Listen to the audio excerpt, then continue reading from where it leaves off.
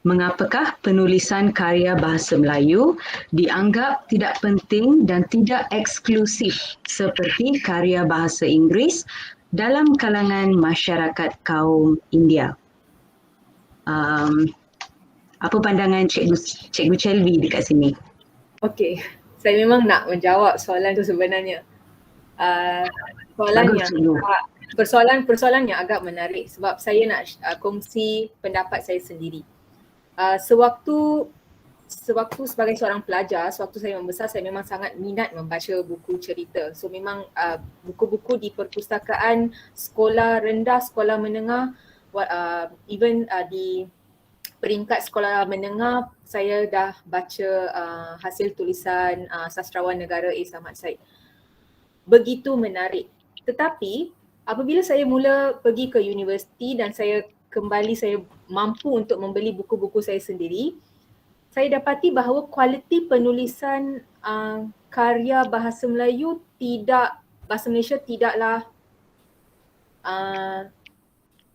mungkin saya boleh gunakan perkataan sama bagus dengan kualiti yang saya baca sewaktu saya membesar.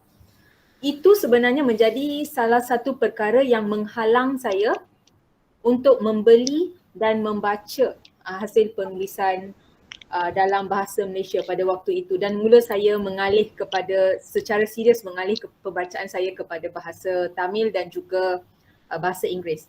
Sehingga hari ini saya bila pergi ke bahagian membaca buku-buku bahasa Malaysia, saya rasa saya kurang tertarik sebab saya rasa perkara pertama yang kurang menarik perhatian saya adalah tajuk buku itu sendiri.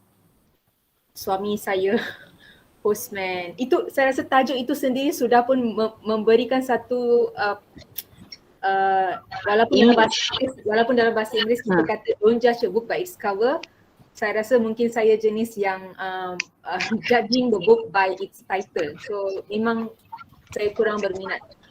Cuma saya mungkin terjumpa satu atau dua sahaja buku yang betul-betul menarik perhatian saya dan itu sahaja yang saya baca.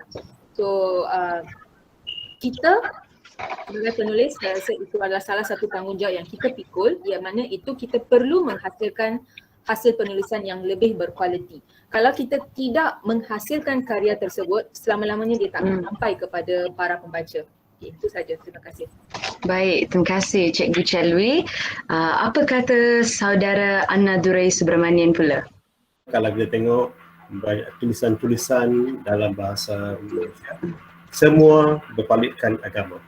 Semua agama, dan dia tak ada maksudnya pilihan untuk saya terpaksa baca buku-buku yang bebas. Okay? Tapi yang bebas tu tak ada di sini. Cuma mereka telah dikokong ataupun pemindahan ataupun pemikiran mereka, pemikiran penulis Melayu dan hasil tulisan Melayu telah dikokong oleh ajaran-ajaran agama dan di mana pemikiran sempit. Jadi seperti Cik Selvi beritahu tadi ya, postman dan sebagainya tidak menarik. Ya, tidak menarik minat dan sebagainya. Lebih kepada lebih kepada agama. Jadi padahal ada juga beberapa buku yang saya baca cuma sebab untuk seorang penulis seperti makanan bagaimana kita tak boleh hidup tanpa makan, begitulah pembacaan harus diadakan untuk setiap seorang penulis. Baik, terima kasih saudara Nadurai. Saudari Eni Larasi. Ya, kongsikan pandangan anda. Mengikut pandangan saya rasa penekanan terhadap bahasa Melayu hilang selepas SPM. Ramai pelajar apabila mereka menduduki peperiksaan SPM, penekanan yang begitu tinggi diberikan untuk mata pelajaran bahasa Melayu. Tetapi habis sahaja sesi persekolahan menengah, bahasa Melayu tidak beri penekanan langsung. Apabila anak-anak masuk ke universiti, mereka lebih banyak pendedahan kepada bahasa Inggeris. Jadi mereka lupa. Anak-anak saya sendiri habis tingkatan 5 walaupun mereka boleh score A dalam SPM, selepas memasuki college dan universiti, semua bahan baca mereka dalam bahasa Inggeris.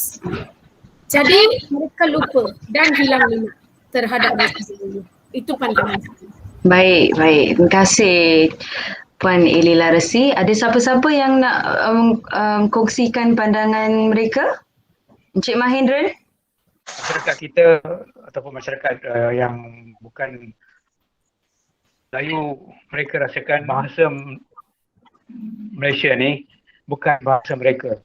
Walaupun itu bahasa rasmi, bagi mereka bahasa Malaysia tu macam seperti bahasa asing. Jadi mereka seperti mengenepikan karya-karya bahasa itu. Bagi saya karya bahasa Malaysia. Baru saya selepas dewasa baru saya mula membaca karya-karya dalam bahasa Arab. Saya minat baca.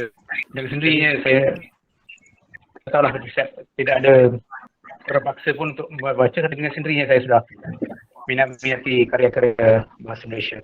Baik. Memang bahasa Malaysia tidak boleh dipisahkan. Pandangan yang dikemukakan misalnya Cikgu Selvi mengatakan bahawa beliau telah bermula dengan membaca karya-karya besar. Ya, bila kita sudah baca karya besar, karya bermutu, kemudian terpaksa berdepan dengan karya-karya yang rendah nilainya, itu pasti akan memberi kesan psikologi kepada kita. Begitu juga seperti kata Ana Dure, kebanyakan karya, ini realiti karya bahasa Malaysia yang ada di negara kita bukan hanya karya Melayu tetapi karya Islam, dan ini pastinya memberi kesan kepada pembaca bukan Islam. Ini realiti yang berlaku. Dan di sinilah sebenarnya terletak cabaran yang perlu dihadapi oleh kita sebagai penulis. Ya, di mana kita yang sedar situasi yang ada, maka kita perlu melakukan sesuatu, bukan protes, tetapi menghasilkan karya seperti mana yang kita mahu membaca. Ya, karya-karya bermutu yang lari daripada karya-karya picisan, yang lari daripada elemen-elemen yang tidak kita gemari itu.